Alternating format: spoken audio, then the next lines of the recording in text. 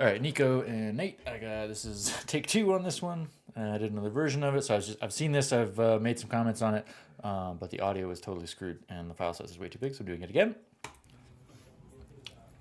But if I remember correctly, it's a collar drag.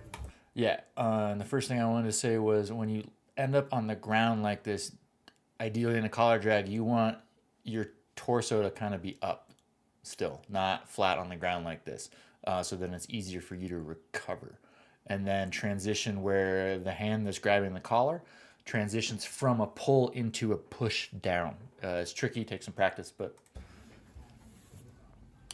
always harder to do in a reality than not. All right, for that, guard pass. What's he doing? What's he doing on you there? Yeah, so he just kind of beat you with that outside knee slice. Um, Here, you never really established, like here, you could be getting into a daily Hiva hook. Your right foot could be going to his hip. You don't have any kind of distance control whatsoever right now. And he's got inside position. So he's just going to blast around you like exactly like he did. So be sure all your limbs are doing something. If he's too far away, you don't want to reach out and put your feet on his hips. But right now, he's in. You're knife fighting right now. You need some defense. You started to think about it there with your bottom foot, but he was ahead of you on that one. Right? That was great. You were able to just take advantage of him sitting back and up, and you just that was great. I don't know if that's something you practiced or it was great. Here, there's this little sequence where you're trying to step over to mount, and you're having a lot of problems with getting over his legs here. Two ways to deal with this. One is you can pull the knees towards you so that you can step over them. And then the second way, well, it's kind of a combination of that, is if you move your hips up towards his head. Right now, your hips are like in line with his hips. So if you start transitioning further up his body to control his upper body and don't try to control his upper body and his lower body at the same time. Right now, you're kind of checking his hips with your hips and you're cross facing, and I'm presumably cross face underhook up here. You transition up towards his head, then you'll be able to step over his belly and chest rather than try to step over the legs. Because as you found out, you tried to do this. I'm glad you didn't force it, because then you would have been stuck in guard.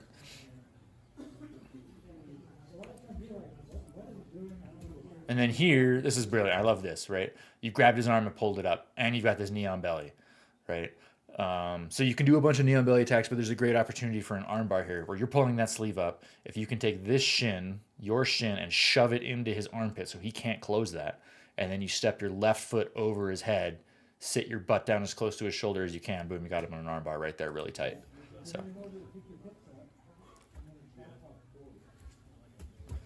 that transition right there, you got there, you made it happen.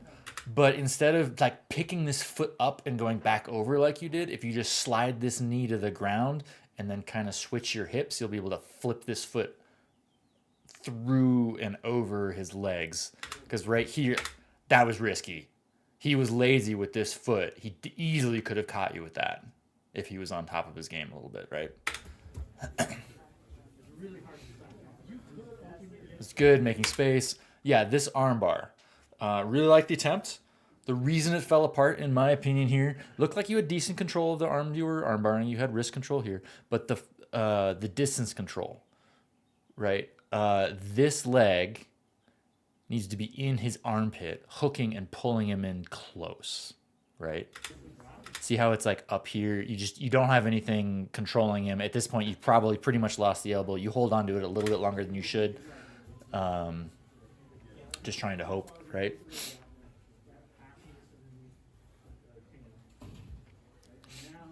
And then you end up in this weird like donkey guard reverse close guard situation, which I don't think you ended up there, but it could have been weird. And that happens because it just takes a while to recognize when you've lost a sub and when you should transition into staying in top position rather than desperately hanging on to the sub. Yeah, you get up here, which is the right call. You finally let go of the sub, and then he puts you in. Yeah, I think you guys are in. It's not quite 50-50, but some leg spaghetti. Um, Looks like he was trying to put it on there for a second. I saw your face.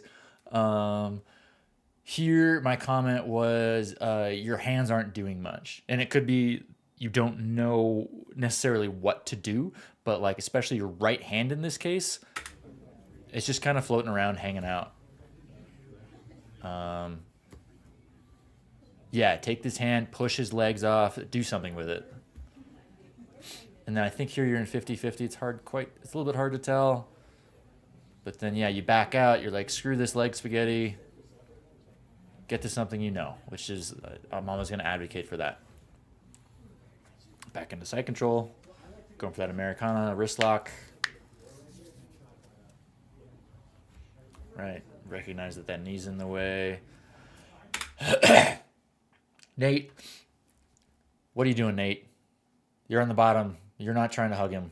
You're trying to make frames. What is this crap? Do you even have a... No, yeah, no. Yeah. Nate, come on. Here, Niko, I see what you're trying to do. You've got his legs open. You're controlling his hips this way. You've got a crossface on the other side. He's still hugging you because he thinks you're best friends.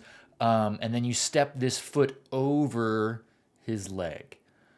Seems like it's a strong idea, but what I would rather see is if you're familiar with the leg drag position, where you take this knee and drive it over his leg, but you keep your foot on this side. If you put your foot over that side, there's a risk he's going to put you into some guards. But if you just put your knee over, then you control his hips, and then you've got a good look at his back or like a really strong side control. So see how you step your foot over here? I want your knee down here and your foot back here. It didn't go there, but he could have turned that into X guard or single leg X, a couple of different things. Close guard, I love it. My new favorite armbar, right? You've got the pocket grip, the punch grip in the elbow pit. Looks like you're controlling the left side. I'm not sure what stopped you from bringing your left leg around to finish the armbar. I love where this leg is. It's up high in his armpit. His posture's absolutely fucked. Yeah, I don't know what was stopping you from bringing that arm over, because I'm pretty sure that would have been it. Or that your leg over.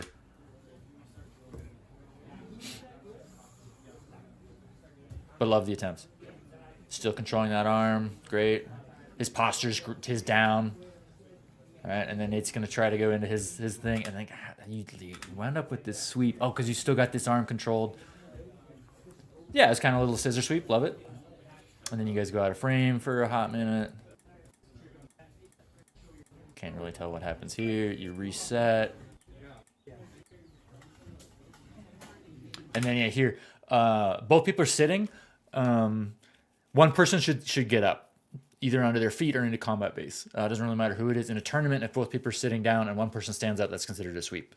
And you did stand up, but there was like, I don't know, 5 or 6 seconds where you're both just sitting on the ground, like awkwardly. Yeah, just someone should stand up, like you do. Boom. And then he hits you with the triangle here. Boom, triangle. So, right, he's got your posture pretty well controlled. He's got both sleeves. You do a decent job of posture here. What you can try to do is get your hips underneath you and look at the ceiling more. All right? So if you like slide your hips in and really aggressively look at the ceiling, he doesn't have a strong triangle here, right? His ankles are out to the side, or not to the outside. They're far away, so it's not fully locked. He's just got you in the control position. So it's not a true threat yet, but it could be. You do a good job of posturing here a little bit, but you could, like, you don't need to look at him. Look at the ceiling.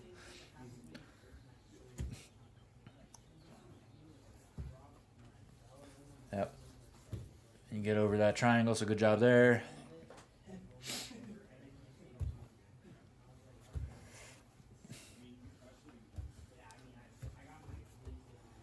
He shrimps away. Pivot to the back. Beautiful. Got your seatbelt, looking for the far side hook. I'm assuming the near side hook's in there. That's right.